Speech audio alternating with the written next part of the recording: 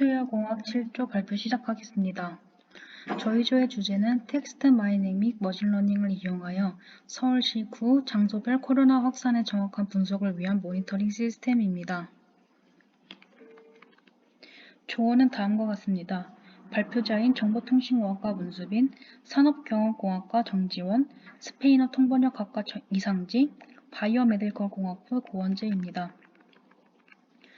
저희 프로젝트의 시스템 개요는 다음과 같습니다. 약 2년 전 코로나가 등장한 이후 우리나라는 코로나에 의해 많은 것을 바꿔왔습니다. 각 국가는 코로나를 억제하기 위해 다양한 정책을 펼쳐왔고 우리나라 또한 예외는 아니었습니다. 우리나라는 일명 K방역이라는 방역 시스템으로 코로나를 억제해왔고 그 K방역 중 대표적인 것은 사회적 거리두기였습니다. 사회적으로 거리를 두어 코로나 확진자와 접촉을 줄이자는 취지 자체는 결코 나쁜 것이 아닙니다. 하지만 기약도 없고 무분별한 사회적 거리두기는 결과적으로 국민들을 점차 지치게만 만들 뿐이었습니다.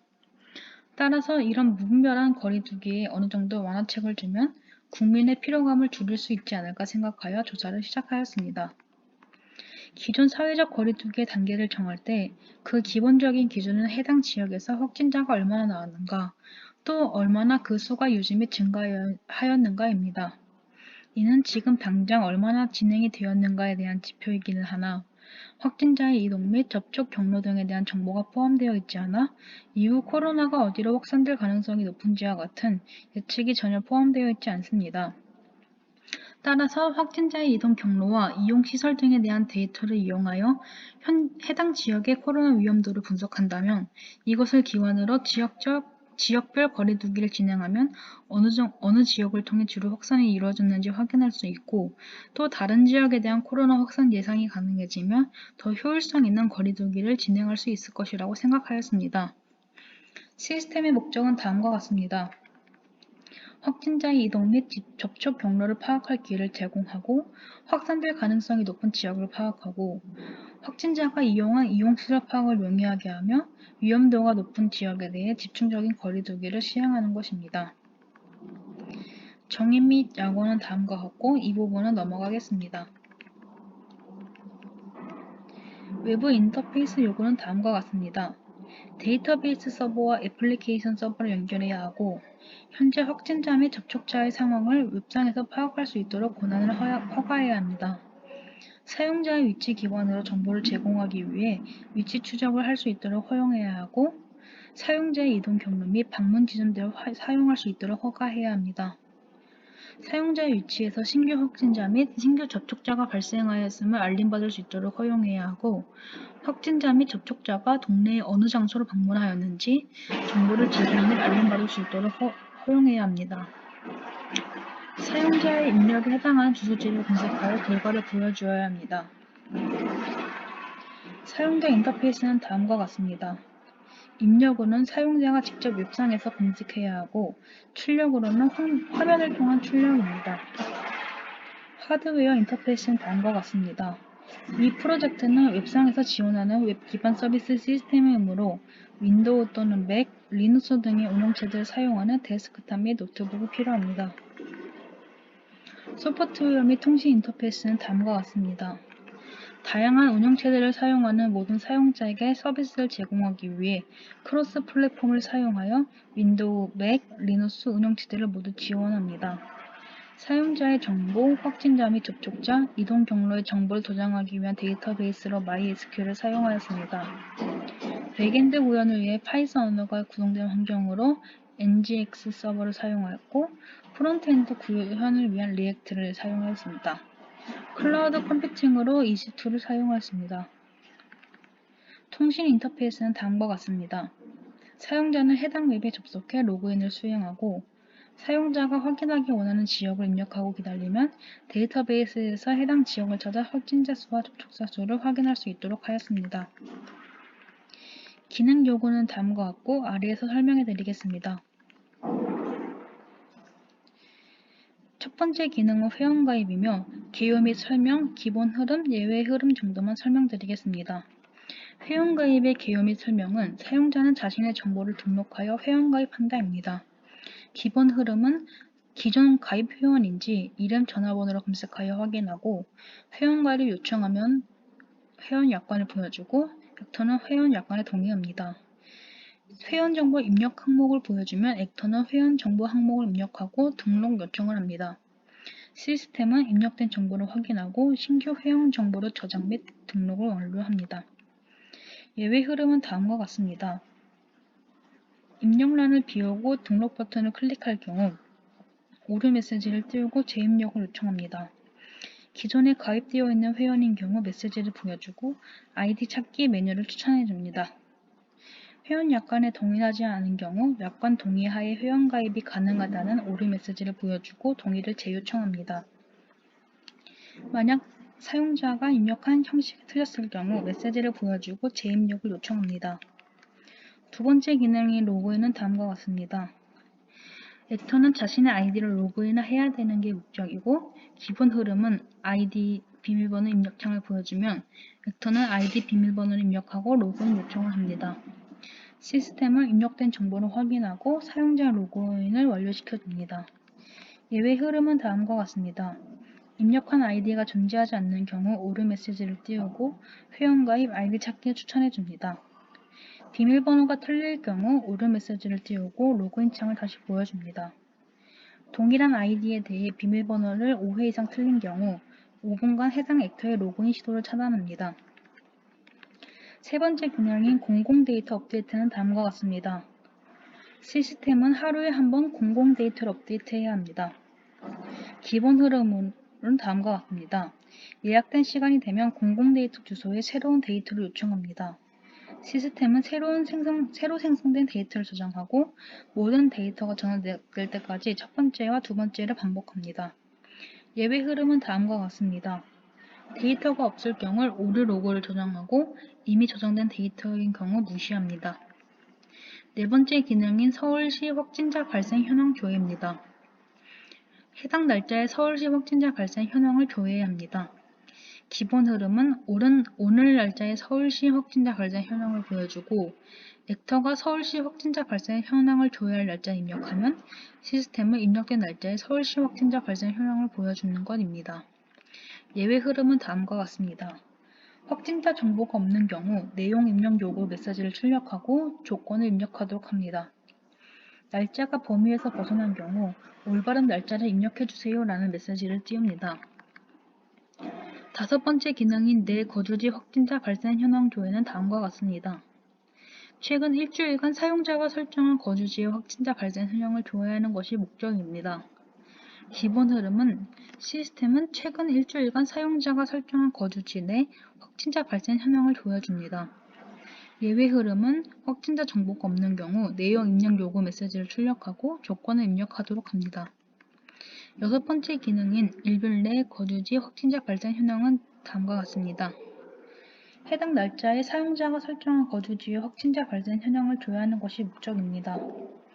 기본 흐름은 오늘 날짜에 사용자가 설정한 거주지 내 확진자 발생 현황을 보여줍니다.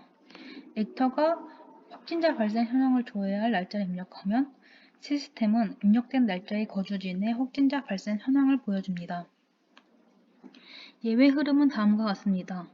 확진자 정보가 없는 경우 내용 입력 요구 메시지를 출력하고 조건을 입력하도록 합니다. 날짜가 범위에서 벗어난 경우 올바른 날짜를 입력해주세요 라는 메시지를 띄웁니다. 일곱 번째 기능 서울시 접촉력 조회는 다음과 같습니다. 기준일 서울시의 확진자 접촉력 상위 10곳을 보여주는 것이 목표이고 기본 흐름은 오늘 날짜에 서울시의 확진자 접촉력 상위 10곳과 접촉자 수를 보여줍니다. 액터가 확진자 발생 현황을 조회할 날짜를 입력하면 시스템은 입력된 날짜에 서울시 확진자 접촉력 상위 10곳을 보여줍니다. 예외 흐름은 다음과 같습니다. 확진자 접촉력 정보가 없는 경우 내용 입력 요구 메시지를 출력하고 조건을 입력하도록 합니다. 날짜가 범위에서 벗어난 경우 올바른 날짜를 입력해주세요 라는 메시지를 띄웁니다. 여덟 번째 기능인 사용자 거주지 접촉력 조회는 다음과 같습니다. 기준일 사용자의 거주지 확진자의 접촉력 정보를 보여주는 것이 목적입니다. 기본 흐름은 다음과 같습니다. 오늘 날짜에 서울시 확진자 접촉력 상위 5곳과 접촉자 수를 보여줍니다. 접촉력 기준 관련도 높은 타 지역구 5곳을 보여줍니다. 액터가 접촉력을 조회할 날짜를 입력하면 시스템은 입력된 날짜의 사용자 거주지의 확진자 접촉력 상위 5곳을 보여줍니다.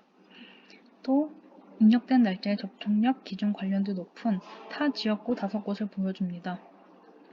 예외 흐름은 다음과 같습니다. 확진자 접촉력 정보가 없는 경우 내용 입력 요구 메시지를 출력하고 조건을 입력하도록 합니다. 날짜가 범위에서 벗어난 경우 올바른 날짜를 입력해주세요 라는 메시지를 띄웁니다. 9번째 기능이 사용자 거주지 누적 백신 접촉자 수 조회는 다음과 같습니다. 당일 사용자 거주지 누적 백신 접촉자 수를 보여주는 것이 목적입니다. 기본 흐름은 오늘 날짜의 당일 사용자 거주지 누적 백신 접촉자 수를 보여줍니다. 또한 거주지의 인구수 대비 접종자 수를 퍼센테이지 비율을 보여줍니다. 액터가 나이대를 선택하면 시스템은 나이대별 접종자 비율을 보여줍니다. 예외 흐름은 다음과 같습니다. 백신 접종자 정보가 없는 경우 내용 입력 요구 메시지를 출력하고 조건을 입력하도록 합니다. 10번째 기능인 거주지 신규 확진자 알림은 다음과 같습니다. 거주지 신규 확진자 알림을 설정하는 것이 목적입니다. 기본 흐름으로는 사용자의 거주지 신규 확진자 알림 설정 상태를 보여줍니다. 액터가 알림 설정을 입력하면 시스템은 새로 설정된 알림 설정을 저장 및 등록을 완료합니다. 11번째 기능이 거주지 신규자 확진자 문자 발송은 다음과 같습니다. 사용자에게 거주지 신규 확진자 수를 문자로 발송하는 것이 목적입니다. 기본 흐름은 공공 데이터가 업데이트 될 때마다 신규 확진자 수를 핸드폰 번호로 문자를 발송해 주는 것입니다. 예외 흐름으로는 문자 발송이 실패할 경우 로그를 기록해야 하는 것입니다. 12번째 기능 제보하기는 다음과 같습니다. 데이터 수령을 요청하고 완료하는 것이 목적입니다. 기본 흐름은 다음과 같습니다. 제보 입력창을 보여주면 액터는 제보 제목과 내용을 입력합니다. 시스템은 입력된 정보를 확인하고 신규 제보 정보를 저장 및 등록을 완료합니다. 예외 흐름은 다음과 같습니다. 제보 입력란 중 빈칸이 존재하는 경우 누락된 값이 존재한다는 메시지를 출력합니다. 또한 값이 누락된 입력란으로 커서를 이동합니다. 마지막 기능인 제보 조회하기는 다음과 같습니다.